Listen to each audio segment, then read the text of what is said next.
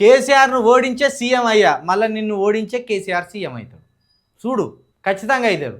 కేసీఆర్ని నువ్వు ఓడించలేదు అయ్యా, రేవంత్ రెడ్డిని చూసి ఓట్లు వేయలే ప్రజలు. కేవలం కేసీఆర్ మీద కోపంతో ఓట్లేసిండు కాంగ్రెస్ పార్టీకి ఓట్లు. కేసీఆర్ మీద కోపంతో, స్థానిక ఎమ్మెల్యేల మీద కోపంతో కాంగ్రెస్ పార్టీకి ఓట్లు వేసిండు.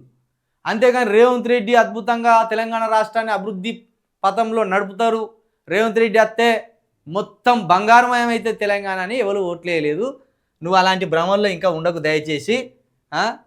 కేసీఆర్ను ఓడించే దమ్ము మీకు లేదు. కేసీఆర్ నిన్ను పడిగట్టుకుని ఓడించిండు కొడంగల్లో, ఒక అనామకుని పెట్టి గెలిపించిండు అక్కడ. కేసీఆర్ను ఓడించడం అంత ఈజీ కాదు. ఆయన క్రియాశీలక రాజకీయాల్లో ఉన్నప్పుడే కాంగ్రెస్ను అధికారంలోకి తీసుకొచ్చా.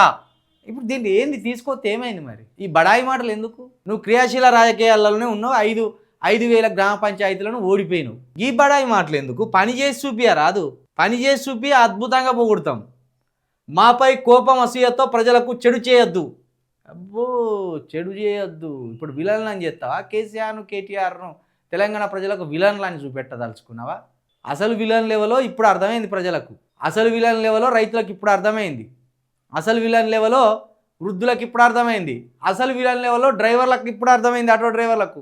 వాళ్ళే చూసుకుంటారు. అసలు విలన్ లెవెల్లో నిరుద్యోగులకు ఇప్పుడు అర్థమైంది.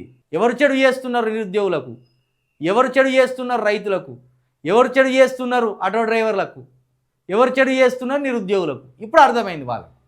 కాబట్టి ఇక ఎవరిని ఎక్కించాలో ఎవరిని దించాలో రానున్న రోజుల్లో వాళ్ళే డిసైడ్ చేస్తారు. కాబట్టి కేసీఆర్ని దించిన అనే అహంకారం మీకు ఎప్పుడైతే నెత్తికెక్కుతుందో ఇక మీరు పడిపోవడం కూడా ఖాయమైంది అన్నట్టు అని చెప్పాలి.